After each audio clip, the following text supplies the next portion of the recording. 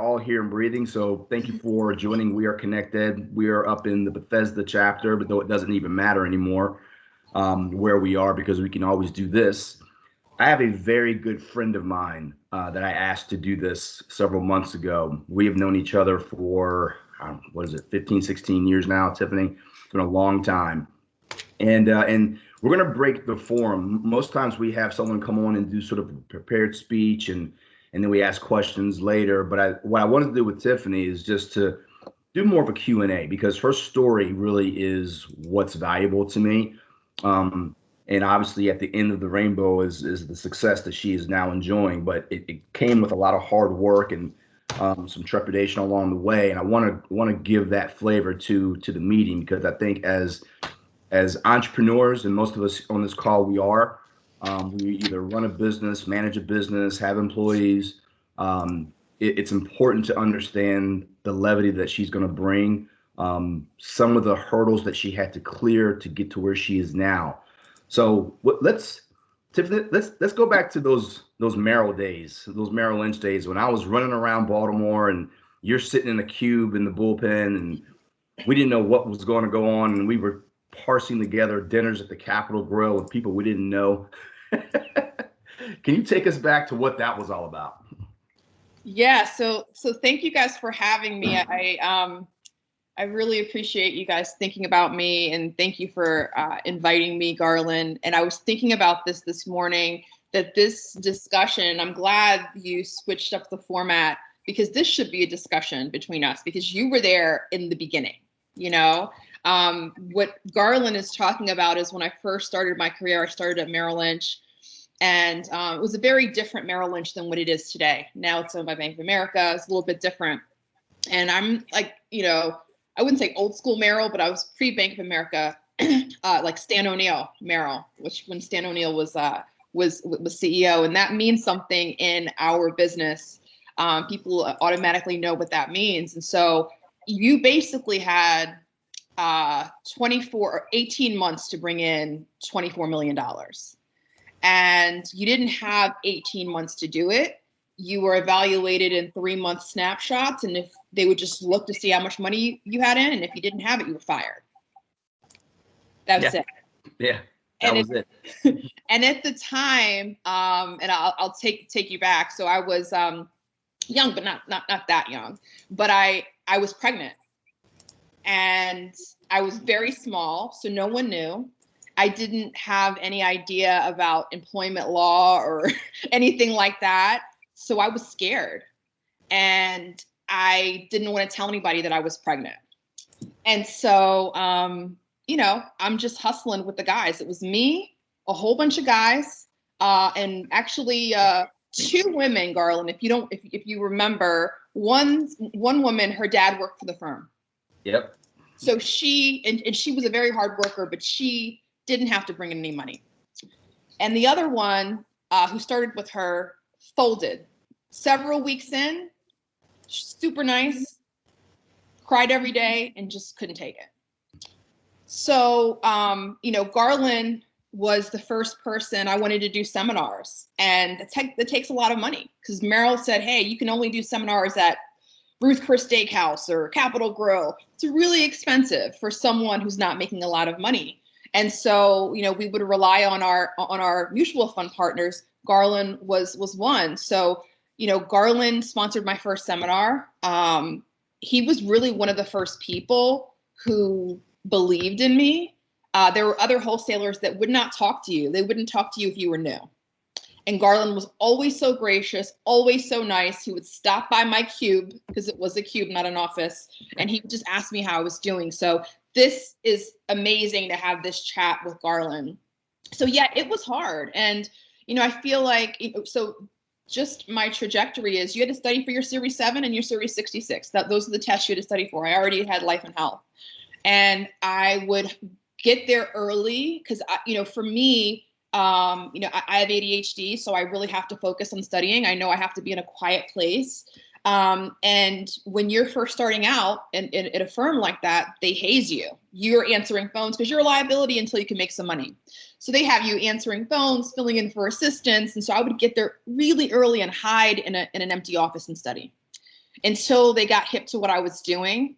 And they said, you can't hide, nobody can go into offices. And so then I would go to conference rooms, and I'd move from conference rooms just to study. And then they said I couldn't do that. And so then, I think it was a blessing, but I was supposed to take my test, and I went into labor. And most people at that time are focused on their new baby. And I said, wow, I have to take my test. So my mom came up for 2 weeks. So I took maybe about like a week to get myself together. And I said, okay, how are we going to do this? And, I was a single mom, and my mom and my dad lived far away. They lived in the Virgin Islands. So they'd gone back home, and I had this baby, and I had this test that I had to take. I was supposed to do work on maternity leave. And I called, you'll know this name, Garland, Mary Makel. And I said, I'm taking my test. Because she had to like open up my window to take the test. And I said, you better open up that window, Mary. And from then on, well, I think it started earlier, clearly, but the blessings really that have really kind of shown up in my life are just really, really insane. So things like, I took maternity leave. Clearly, you had a certain amount of paid leave. And then after, you could take a couple more weeks, but it was not paid. I needed that time. And by the way, I passed my test, then took the other test on maternity leave. But I just needed that time. I needed to figure out babysitting and daycare. And I just literally had this tiny baby. And my maternity checks kept on coming. There you go. So let's pivot to this, because that's the backdrop. That's the Tiffany Mcghee that I knew back then. That's not the same person now. So Tiffany Mcghee, she's the first female Black founder of an investment advisory firm ever. Institutional investment advisory firm. I'm sorry. She obviously is the CEO. She's also the CIO of Pivotal Advisors, and she's a regular contributor to CNBC. So if you have CNBC on in the background, you've seen her face on there. I've seen it on there. Sometimes I look up and I'm like, oh my God, it's Tiffany. She's very well-rounded. I know she went through some experiences after Merrill that got her to this position to run this RIA. Tiffany, can you take us through that? And not so much in the vein of, hey, here's my company, but more in the vein of, hey, I'm an entrepreneur. How do I go from, Bank of America Merrill Lynch, where I'm a W-2 employee, to now on my own with my team? I know you have a team behind you, crafting that team, crafting your board. Can you take us through those, that process? Yeah, absolutely. And so what you're talking about is the transition from, working to entrepreneurship. And I think one of the things that was always really important to me when I was at Merrill, and then from Merrill, I went to T. Rowe, and then I managed a territory for TIAA. I wanted to be really good at something.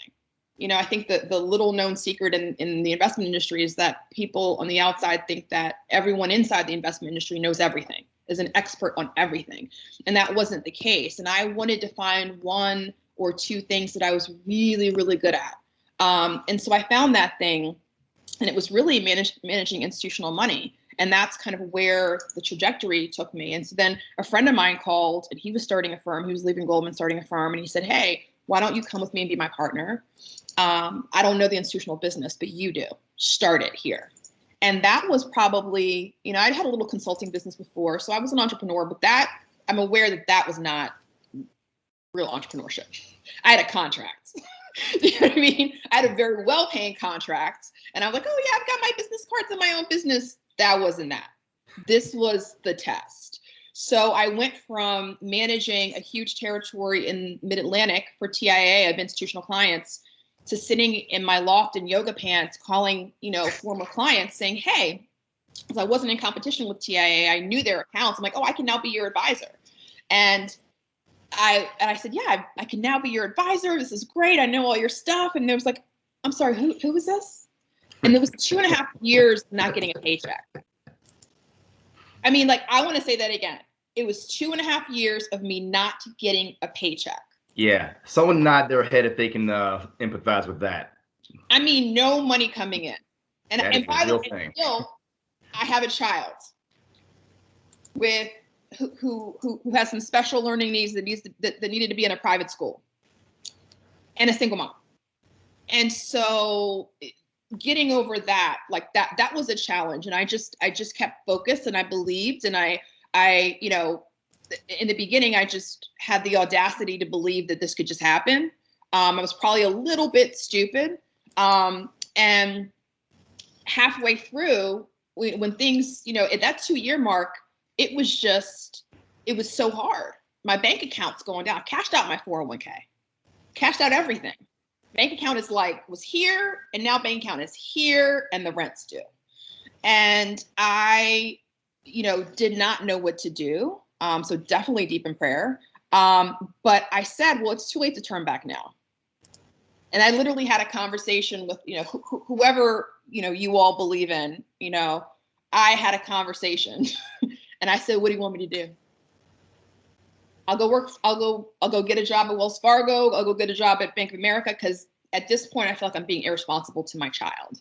Mm-hmm. But I feel like I know, I can't give up on the past 2 years. And that's when things just really started coming. And I got my first client, Carnegie Institute of Science, at $137 million. Where my last client was, I had maybe like one client was like $1 million. Walked into pitch for my next client, which was a $66 million client. And they asked me the right question. They didn't ask me how much in assets under management I had. They asked me, how big is your biggest client? I said $137 million. And they said, oh, well, you can handle us. I said, yeah, no problem. So that's what started happening. And then it was really I started learning what we were good at, right? Because I was a firm within a firm, and really understanding how this firm was uniquely positioned, because we were a minority-owned firm. Now the term is diverse-owned firm. And we were uniquely positioned in the institutional industry to really invest in diverse-owned asset managers, which is a whole different conversation. You know, out of like the $24 trillion in assets under management in this country, less than 1% is managed by Black people, brown people, veterans, LGBTQ, everybody, people with disabilities. All of those people are in one bucket, and they manage less than 1%. So we were just positioned a little bit differently. And so then I launched a firm in 2020. It was just time to just do this on my own, because before I had partners, and it was just time to do this on my own. And then CNBC, actually before that, called. You know, it was just this, I think 2020 was this really, no pun intended, pivotal year where, you know, we're in the middle of this global pandemic where everybody is suffering, right? You know, half the country has lost their income. The other half has disposable income, but you can't go out anyplace, you know? This economic divide is getting wider and wider. And you kind of have the televised heightened of the Black Lives Matter movement. And I saw our firm as just like, we have to say something. And prior to this, we weren't making statements like that. Nobody was. And I said, we're a Black firm. We have to say something. Because first of all, everybody else is saying something. So we have to say something. So out of that was birthed, you know, I was always going to start Pivotal, but I said, I have to do it now. Now I've got this stage. I'm on CNBC. And that was just pure luck. They called me. That was crazy. I'm sitting at my kitchen table, right? Like how I am right now. And this guy says, hi, I'm the head of news of CNBC. And I'm thinking this is a joke, because head of news isn't really is that a title? I'm not really sure if that's a title. So he starts interviewing me, and he says, oh, yeah, we're going to put you on next week. And I'm like, okay. And then it just totally took off. So yeah, that's the whole story. That's amazing. All right. So you touched upon something that I think is huge. I know Ed and I, and Rick, who's on this call, we had some long discussions last year about some of the social stuff. You know, Ed put out a video on LinkedIn that, I mean, he changed the landscape of my company, because my partner, my founder, watched that video and sort of had an awakening. And, you know, we talk about, you know, the 1% in this industry. A lot of Black people don't purposely find our industry. They kind of fall into it. I know I was that way. Hey, go take your Series 7, Garland, and you can go work for Goldman. Great. I had no idea what that meant at 23 years old. No clue. what that meant. Rick, I know you're probably in the same boat, and Ed, I know you were in the same boat. We kind of just got there, but we're here. So, Tiffany, let's talk about that aspect of it, because you have the double double, as I call it. You are a Black female working in institutional advisory, where, I mean, you know, the numbers are big, and I know every single every single RFP that you do, you're probably the only person that looks like you that's there. So can you talk about maybe some of the issues you had along the path, and then what you did, I guess, mentally? And this is where Dr. Jack is going to come in, because he gives a great speech about how to overcome these things from a psychiatric and psychology standpoint. But talk about those kind of hurdles to get you to where you are now, a successful business owner, where it may have been a little bit depressing 12, 15 years ago, and you're going, maybe I can't do this because people keep telling me that I can't. Yeah, people are still telling me that I can't. Yeah. So I think you might be talking about yesterday. Yeah. So challenges. So I am. I understand that. Sorry, you guys. CNBC calling. Sorry, no, it's my team. Like, it comes up with I turn my phone off. I turn my phone on silent, but it's on your computer, iTunes, the Apple stuff. So anyway, so I just I think all along I've always focused on the work, and so much so, and I said earlier, I always wanted to be really, really good at something that I could like master, that I could know better than anybody else within the industry. Like know a little bit or just enough about everything and know this one thing so well that nobody could touch me. And that's what I focused on. I was busy doing that. So I'm sure I missed a lot of sexism and racism. I'm sure. And when I think about times where it was overt, maybe one time when I worked, not when I was an entrepreneur, but I think, walking into these rooms, Garland, I expect to be the only one. I mean, at this point, it's not a surprise, right? Not a surprise. But I also like to flip it.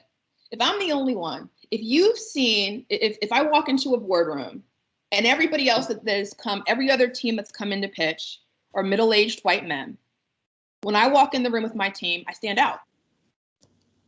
So it's almost like I'm on a stage and it's like, okay, now I have your attention. Now let's just get into it. And I focus on being better than everybody else. And a quick story, I was really building a relationship with someone in the industry who was a consultant who would do searches for advisors. And I mean, this was like 8 months. Now this guy's like one of my best friends, but it was 8 months of me hounding him to be on a panel. And he then, let him know I knew what I was talking about. This was years ago. And he said, hey, I'm doing a search for a hospital in New York. You should bid. And I said, okay. And we beat out 17 advisors, 17, none of which looked like us, all of which probably had, probably close to like $1 trillion in assets under management.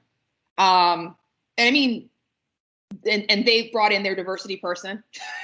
Because I'm like asking like, okay, well, who pitched, who else is bidding? Because I'm all about finding out the information and, I need to know, I need to figure out what's going on. And so we won. And I said, I'm so excited that we won. You guys, thank you so much for putting your faith in us. What was it about us that, because we beat out a couple of firms and they're all really good. And they said, you guys outworked everybody. Everybody else came in with their generic pitch book and their client list. But you, before you even walked in the door, you asked us for our statements, you asked us for our investment policy, you analyzed our portfolio, you gave us a sample portfolio of what you would do differently, you told us how much we were paying, we had no idea, you told us that we weren't hitting our investment goals, and you said, hey, here's what you can do, here's what we would do. kind of gave us the secret sauce. We can't do it on our own, but you guys outworked everybody. And that moment I knew, I'm like, wow, this is it. So to answer your question, I'm sure that there are times when people have looked at me and my team and have had thoughts and ideas. They haven't overtly expressed them to me, nor do I care. You know, you can look at, and when one other quick thing, someone was a good friend of mine in New York. I called him a couple of weeks ago when all the stuff was going on in DC, and he's African American, and we were going to talk about some work stuff. And he said, you know, I'm just like, my heart's heavy with what's going on and everything that's going on in 2020. And I said, and he's very helpful to me as like a coach. And he said, like, how are you handling this? And I said, I don't care about those people. I said, 2020, me, a little girl from Baltimore, right? A single mom from Baltimore. I got on national TV every single week. Hundreds of millions of people watch me. And I just launched a firm. And they said, do it on CNBC. I've got a team of 15 people who have said, we understand your vision. We're with you. I have someone like John Rogers, who, if you guys don't know, is the founder of and the CIO of Ariel Investments, who's the first African American to ever have an investment firm, any kind of investment firm. And John comes on, did a dinner with me, agreed to do a dinner with me on Zoom and have it filmed and have everybody watch it, and came on CNBC with me the day I launched my firm and basically endorsed my firm. This is like, I don't care about those people. Now, there are some things we need to address. And I'm feeling like, you know, in 2020 and walking into 2021, I'm going to be unapologetically Black. You know, I'm going to be unapologetically a woman. And my mom's from Puerto Rico, so unapologetically Latina. So that's what I'm going to be in 2021. And we can deal with those issues as they come, but it is not a barrier for me because I just looked at what just happened in 2020. That's a good answer, Tiffany. And that's a really refreshing answer too, because I like the fact that you just said, I don't care. I just don't care. It's not going to stop me. It's not going to impede me in any way. I don't care. Hey, let's talk about future. I mean, you just launched, and you have some heavy hitters that are in your corner now, which is great. Can you talk about, first of all, enlighten me on how you have mastered social media, because I clearly have not. When I post something, Ed is the only one that's reading my post. So have I mastered social media? I don't have a lot of social media followers. I mean, let's put it this way. We had to hire a guy who spoke on this call to help me with my social media. That's how bad I am at it. No, you've nailed it. So can you enlighten the group? Because you're really good on LinkedIn, you're really good on Instagram, you're obviously really good on broadcast media as well now. Talk about that thing, and then talk about what's the future plans for for Pivotal. Well, broadcast media, I mean, I mess up all the time. Like in the beginning, I couldn't understand why they kept giving me more time because, I'm very, again, like I want to do a good job. So a lot of people watch the show and think that it's just a conversation and we're just, speaking from the hip, and it is a produced show. Now, we don't get all questions in advance, but we need to be prepared to, there's individual stocks that I own. CNBC knows that. So I've got to follow all that information, and I've got to be prepared to talk about Disney if they're dropping earnings, Uber, all of, and the stuff that makes Tiffany Tiffany. So it's a produced show, and it takes a lot of time. The show does not start at 12 and end at 1. It starts from, I'm up early in the morning of the show, and actually work the day before too. And there's some times when I feel like I'm like, totally blew that. CNBC is going to call me and go, yeah, maybe we just don't do this anymore. So that was a big thing for me, because I had to realize, number one, everybody on that show, now they've had one or two more people, but they've been on the show for 10, 15 years on TV. And I had to give myself a little bit of a break, number one. And then just continue to get better. But number two, I realized just throughout my journey at my previous firm and then with this firm, that I just had a story to tell. I speak on a lot of panels in the industry, and a lot of people are really, really stuffy. And I just started being myself, and people responded to that. So I said, well, I can just do the same thing on social media. And I'm still figuring it out. I don't think that I have it mastered, but it's different. Like, I've learned the difference between Twitter and Instagram and LinkedIn. I was, primarily on LinkedIn, and that's where all my, professional people live. And whenever I'm on CNBC, people go straight to Twitter. Some people go to LinkedIn. And then people that really like me find me on Instagram. It's no longer, my Instagram is no longer just my friends. And then sometimes, what really happened the other day is I was on last week, and, we're always having a discussion, and there was a stock, I won't mention the name, but there's all this, you guys know about the whole GameStop, people pushing up the price. And there was a stock that I was asked about, and, I said, yeah, we owned it, we sold it. And I don't know if the fundamentals of the stock support the price. And that is a stock that people in social media, I didn't know, people in social media rooms are trying to legitimately, I was reading things after the fact, they're trying to really buy the stock and push the price up in a fake way. And so people didn't like that, because when we're on TV, people are watching and buy and sell accordingly, which is a very uncomfortable thing for me, because I don't want you to buy because I say something. Right. And Garland, like going back to Merrill, it's like, oh no, this is not advice, but there are all these. Right. So people started attacking me on Twitter because as I was talking, the stock price went down.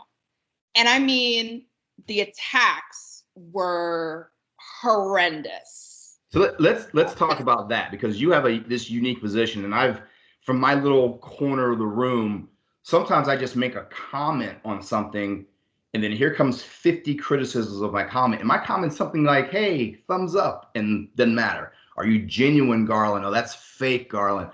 Now you're doing this on a much larger scale. Yeah. And you have millions of eyeballs that are on you, and you are actually influencing these things. Yeah. So, and again, I almost want to unmute Dr. Singer over here, because I know he's going to have some insight into this. How do you not internalize that? How do you not let that become its own sort of dark spot? Because people are really brave behind their eggs, and they say some really mean things because they know you'll never find them, that they would never say to your face. Yeah, they started creating, it was a concerted effort. So they started creating, and you have to understand, like, prior to this, I had never gotten any negative feedback, which is probably, it was only a matter of time. But I existed in this fake world. And so my friends were like, dude, you're on TV. Like, what do you expect? And I'm like, I expected respect and for people to love me, like how they do. And just take it as a sign that more people are watching. But they started saying really nasty things. And I, as soon as I got off air, because I always check Twitter, because this is part of the job, Twitter and all this stuff, because CNBC wants you to promote yourself. And I was like, so it started on Thursday, and it got worse and worse and worse. And it was literally, I've heard about cyberbullying, and I've never experienced it, but this is exactly what this was. And what they did was they started, because I was like, let me just report that person. Then I'm on my 15th person that I've reported. And then CNBC says, look, just block them. So I blocked them. Then they started screenshotting the block, creating new accounts, and posting, and then tagging people like Jim Cramer and Carl Quintanilla and all the big time people who I all know, I've been on shows with, saying, oh, Tiffany can't take it. CNBC needs to fire Tiffany. Oh, this is her job. She should just sit here and take it. And it was bad. So I did internalize it a little bit, but I didn't respond to one thing. I reached out to CNBC. I said, hey, just so you know. And they said, oh, I'm so sorry, but don't respond. These things blow over. But it was probably, and I'm going, I'm launching a firm still. So I'm working on the weekends and dealing with all that stuff. And so finally on Saturday, I said, you know what, I'm just going to put my stuff to private for a couple of days, and just because I need to focus on the work that I have to do. And then I'm fortunate to have a really good friend who is director of communications for university. And she said, take your stuff off private. She's like, this is the job. And don't respond, and just keep posting love. And that's what I did. And so it did blow over, but I see this as, okay, this is what I asked for. This is what I wanted. And it's all part, I got through that. These are small people. Like, you're right, Garland, like none of these people, if they saw me walking down the street, would have the guts to say these things to my face. And these are like really like sad people. Like I would never do that to someone. You know what I mean? Like the people that I know, I keep good people around me, would never do that. And these people, I really do think that they're just unhappy people, as unfortunately there are some in the world. And this is what they have, you know? So we just, you know, we pray for those people. Yeah, that's all you can do. Mm-hmm.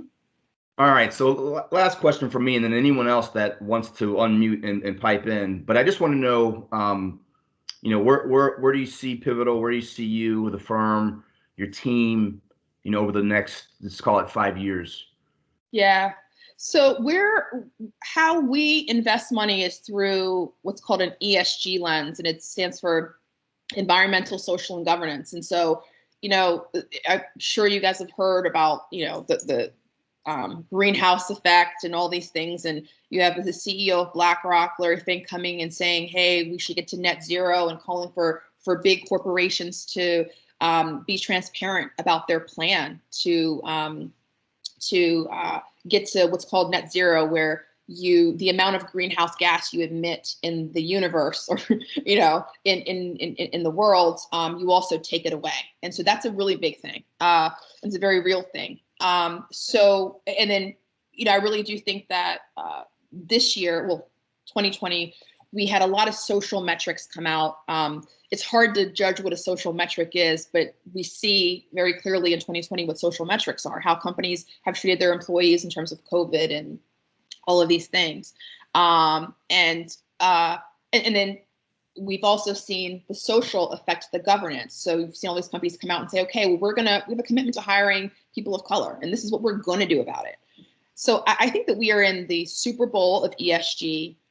We've always managed money with these metrics in mind, not to be morally good, I think that we are, but because those responsible metrics drive returns. And so when I think about, and that's kind of how we founded Pivotal, that, you know, we're good investors. When we're doing our due diligence on an investment and making an investment decision, we are also considering those factors. And we're doing it in a way that is, I think, pushing the envelope. So I want to continue to do that. I mean, I want to continue to be a leader in the industry, to have, you know, I don't think this is the launch of a regular firm. This is, you know, the start of a movement, I believe, and it's clearly much bigger than I am. So I want to just continue pushing that. And I want more firms that look like me. I'm the only firm of my kind. And that's ridiculous in 2021. So yeah, that's what I see. And then I want people on my team to be successful, because, you know, this is all sacrifice right now. What I've just done is started over, you know, now not from zero, but, you know, to see this thing kind of grow and then have people on my team be successful is really important to me. That's awesome. Ed, you're never this quiet. Oh, I was waiting. Tiffany, I want you to go back to that period. You said 2.5 years you didn't make a paycheck. Yeah. Single mom. Talk to me about your mindset. Why didn't you quit? What drove you to stay in the industry as a whole? So prior to that, well, first of all, you know, I didn't want to waste the knowledge that I had. You know, when I think about all the years that I worked in the industry, this is something that I know. Like this is my talent. This is it. So what was I going to do? Start over in another industry? I mean, I definitely thought about it. I thought about being a pharma rep. I was like, well, they make good money, I hear. So I don't know. I was very close to, you know, in fact, I think I called friends that were pharmaceutical sales reps, and I was like, this is just so much stuff I'd have to memorize. This is a lot of information, and do I want to do this? But I definitely, you know, I was offered jobs even within my industry. You know, in this one company flew me out to California. I interviewed, and I know I did a good job.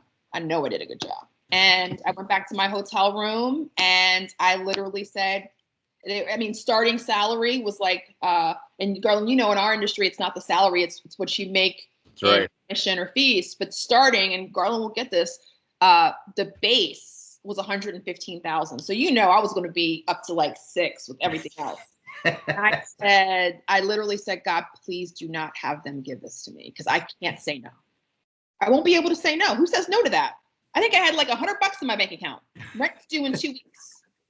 Can't say no. That would be really irresponsible to say no. So what kept me going, first of all, I did a lot of meditation.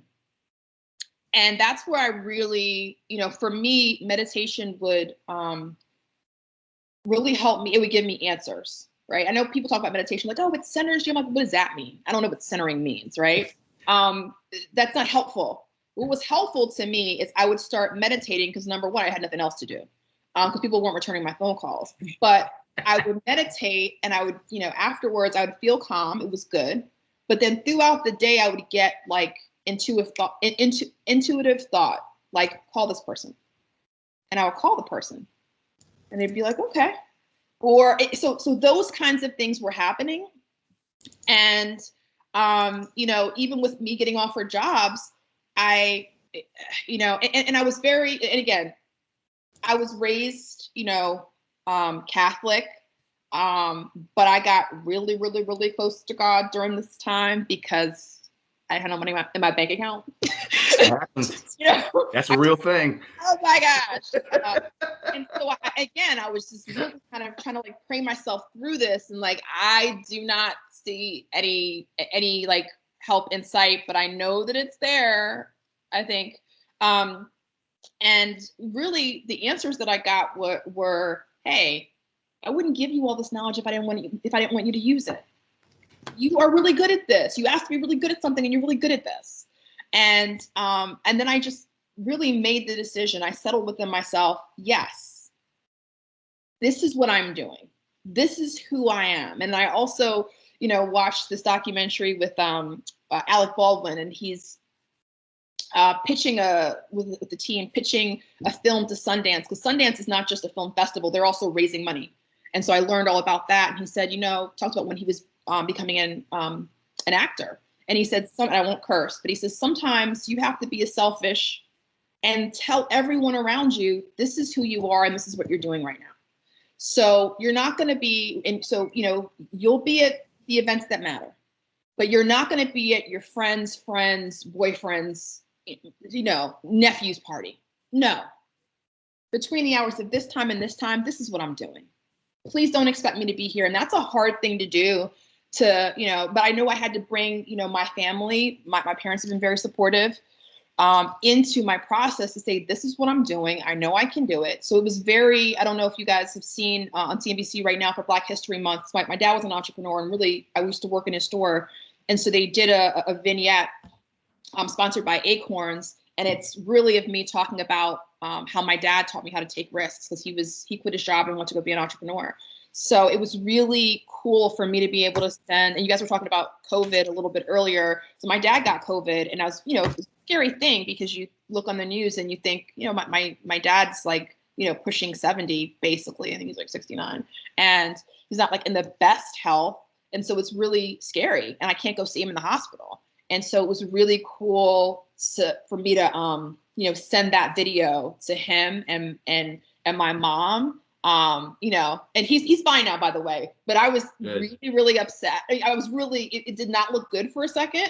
And so I was like, well, maybe this is my last thing to my dad, but fortunately, it wasn't. He's a lot better now, but it was really good to kind of come full circle and say like everything in my life has prepared me for this point.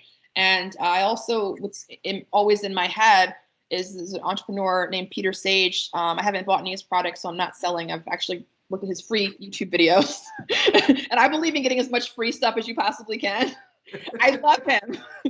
And I've just watched his interviews, his free interviews. And he says that he's a serial entrepreneur. And he says, which means I'm unemployable. And I've resonated. I've come to, I've come to the realization that I am unemployable. So this is what it's going to be. I will never go and get another job. It's not good, better, best, but it's just not for me. It's just not in my DNA. This is what I do.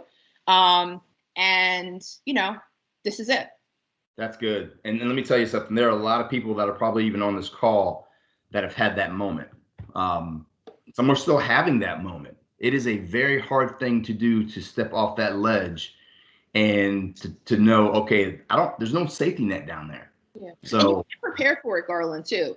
I think, and not to cut you off, but I think I used to see people saying, okay, well, I'm going to start my business when I have this and I'm saving to do this. And that's all great. It sounded like good plans. I didn't really have that. I mean, I was like, okay, well, I have a 401k. If I need to, I can cash that out. And that's what I did. But it's hard. You can't plan for everything. And then other things like when you start a business with people and you have partners. Yeah, I know. Contracts. I know. Right now, people, it's funny how after certain years, you feel you have a good understanding of what you've brought to the table. Mm-hmm. Not everybody has that same understanding. And when you see it in paper, it's like, what? But I did this and this and this. And it's like, did you? Yes, I did. I did. You know, so it's advocating for yourself. And, you know, some of it, because my two partners were men.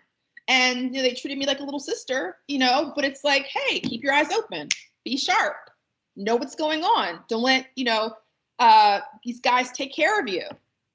Keep your eyes on what everybody's doing. You know what I mean? So it's hard. There's no rule book for this. Yep, that's exactly right. I see Devontae over there in my corner of my screen nodding. He's gone through it here recently.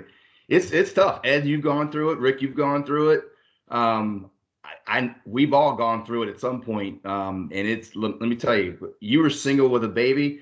You know me, I was young, married with 3 kids. And let me tell you how 2.5 years and no money would have been.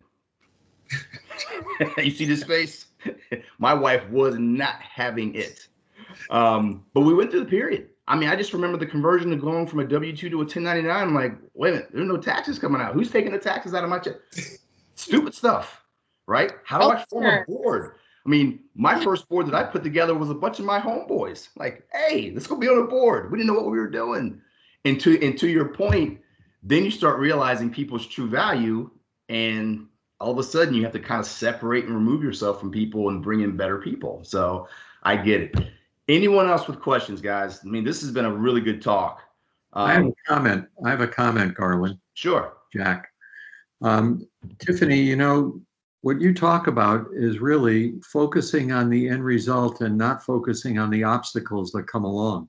You know, so many people are so worried about the obstacles, they can't see the end result and they get stuck. And that is something that you've never done. In some ways, your ADHD has really helped you, because it's helped you to stay focused on a lot of different things at the same time that are important for your end result. And a lot of people can't do that. So that has been sort of a blessing for you, Tiffany, that you probably never put it that way in your own mind, but it has, rather than zone in on one thing. And that's really worked well for you. So congratulations. The story's been remarkable and inspirational. And, you know, I work with a lot of financial professionals, and I've never heard a story like this. So this is a unique one for me. Thank you. By the way, Tiffany, that's Dr. Jack Singer down there. And he does work with a lot of athletes and people in our industry around the psychology of doing what we do. He's been a speaker on this panel as well, written a few books. He's very well versed, and I think he nailed it. I think he just killed it. Yeah, thank you so much. It's good to meet you. Are you on LinkedIn? I'm going to follow you on LinkedIn. Yeah, sure. I'm on LinkedIn. I'm going to reach out to you. Yeah. But yeah, I do recognize that it's a superpower. ADHD used to be, and I don't know if anybody has it here, but I think sometimes that people think that it's a joke and like, oh yeah, it's my ADHD acting up, but it's a very real thing. I think it manifests itself a little bit differently in everybody. It could be a nightmare, or it could be a really great thing. Certain parts of it really do help me to hyper focus on things. So I do like that, but you know, I also have to build in things into my schedule where, you know, the other aspects of it don't kind of take away from from what I'm doing, but, and it's, it's something that I work at every single day, but you're absolutely right. It's like, I feel like, oh, this is my superpower. When I think about how I'm different and what I bring to the table, it's like, I can literally focus on 6 things, like do, where someone else is like, okay, this one, then this one, then this one, so yeah, I've chosen to use it as like a superpower, or to name it as a superpower, and not, say that it's a thing. And then also one other thing too, once you have a team around you, because I'm really blessed to have a team around me now, you also need to advocate for yourself and let them know what you need from them. So I used to also feel badly, like if I didn't get something to a team member on time, and I was like, oh my gosh, they're going to think that I'm just so irresponsible. And so I have one person on my team who gently reminds me, of everything. And I said, listen, I need you to call me. We're going to let's make a standing appointment every Monday. I'm going to tell you what I need. I'm not going to, email you. I'm not going to send you a text, because you're giving me homework, and that doesn't work for me, right? If I have to put this in an email, that's something else I have to do. And your job is to kind of help me. So Monday, I'm just going to dictate everything to you. Here's what we need to get done. Bam, bam, bam, bam. You write it down. Don't send me an email. You can text me if you have one quick question, but I need you to work in this format. This is the way that I work best. So I had to kind of build my own box. Tiffany, the other thing that I'm noticing with you is you have what we call an internal locus of control as opposed to an external one. Let me break that down. Internal locus of control is that you believe that what you are inspired to do is actually going to happen, no matter what the external circumstances come. People who are externally focused are like a sail in the wind. They're shifting all the time depending on what other forces, what other people are doing. You will never let that happen. You will always know that you have this inner power, and some of it is God-based, and faith-based, and that's wonderful. But that will always direct you regardless of the external circumstances. So you plow right through the windstorms and everything else. I'm taking notes. This is good. I love you, Jack. Thank you. Please. Hey, Tiffany. Tiffany, this is Wayne Tillman. I'm from the Financial Planning Association of the Triangle. The question I had is, who was your mentor, and have you kept in touch with that person regularly? Yeah, so in Merrill, I really, would hear all this talk of mentors. I'm like, I've got to get one of those. And what I realize now is it wasn't one single person that has been with me in my career through the whole, through the whole time. At different points, it was different people. And the difference between a mentor who, will advocate for you, and then also a sponsor, someone who will use their social capital, their whatever, to give you access. And so, I can think about, early on at Merrill, I really didn't have a lot, but I would get information. There were people that were just helpful with information. But there is one person, I don't know if you know Darnell Jackson, Garland Scott. He was in Michigan. I talked to him yesterday, and he was a higher ranking advisor. And I, kind of stalked him, and I'm like, he's very successful, and he would only mentor one person a year. And I said, when I met him, I was like, my name is Tiffany Mcghee, and I'm going to be that one person. So I would call him, from time to time. He would give me great advice. But he wasn't the sponsor. He was the mentor. Like, here's how you navigate Merrill. And then throughout my life in different positions, I had different people. But now I believe what I have are sponsors, people that advocate on my behalf. And you have to figure out, I always tell people that, because people reach out to me all the time for, advice or something, if I can give it, but don't give me homework. So I got something, and I always answer my LinkedIn, everything. Someone said, hey, I've got this business and it's really hard and it's doing this. I need your help. I didn't respond to that. But someone will, what am I supposed to call you and say, hey, how can I help you? With the other 1 million things that I'm doing? But someone will reach out to me and they'll say, hey, I'm a student here and I'm doing this and I'm doing that. I see what you're doing. Can I have like 10 minutes of your time or 15 minutes of your time? Because I really want to know more about this. Yes, let me schedule it. And so I understand the other side of that. And I'm really good, I think, at identifying potential advocates and asking them in a very focused way, like, what is my ask? So I'll tell you right now, I had a meeting with Robert Smith. Robert Smith is one of the few Black billionaires in the country. He's the guy that paid off the Morehouse the graduating class of Morehouse. He paid off their student debt. So I had this meeting scheduled for weeks, and I'm watching Robert Smith tapes. Like, I'm like, oh, I know everything about him. I got 30 minutes and I'm super prepared. And so because I was 10 minutes in, he says, Tiffany, look, we're just going to have to check in monthly. And I'm like, I think that's a good idea. I think that's the best way. That is a great idea. So really bringing these people into the process. And what I understand is guys like Robert, guys like John Rogers, they don't need money, but they are, like, John's an activist, Robert gives money. He likes to support entrepreneurs. He likes to help guide them. That's what drives them right now.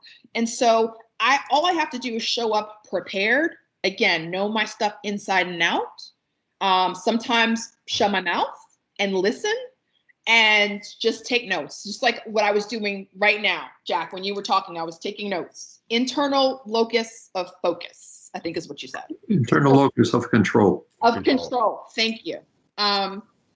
Yeah. So it was not one or two, but just understanding the difference between mentors and advocates, I think or people call them sponsors, I think is very, very important, and not giving people homework, make it easy for someone to help you. That's great. Thank you. All right. We are at right at about an hour. I want to thank you, Tiffany. If you guys can't tell, she's infectious. Like, no matter, and by the way, in person, it's even more infectious. So she and I will sit there and talk and have a cocktail, and 4 hours have gone by. Yeah. Right. That's who we are. Not like COVID infections, right? Yeah, no, not in a bad way, in a very good way. No, what she brings to the table is humility, spirit, is really incredible. Tiffany, I can't be more proud of you because I know where you started and I know where you are. It's very cool when I'm like, hey, that's my girl on TV right there. You see this person right there? Boom. It's very cool that I get to say that. I know her. But she is a person, and not to put you on blast, Tiffany, but if you guys have questions, I know we got some young bucks. I'm looking at you, Devontae, that are up and coming in the business. She's a person that might be able to help. Don't give her homework, but if you want to give her, call her and have a discussion about things, she's like I am. I can't write anything down in an email, but if you want to talk about things, she's going to be all in for that kind of stuff. So with that, let's wrap it up. Tiffany, again, thank you so much. Ed, thank you very much. Everyone on the call, thank you so much for participating. And we will see you in a month. Thanks for having me. Take care. Have a good week. Bye.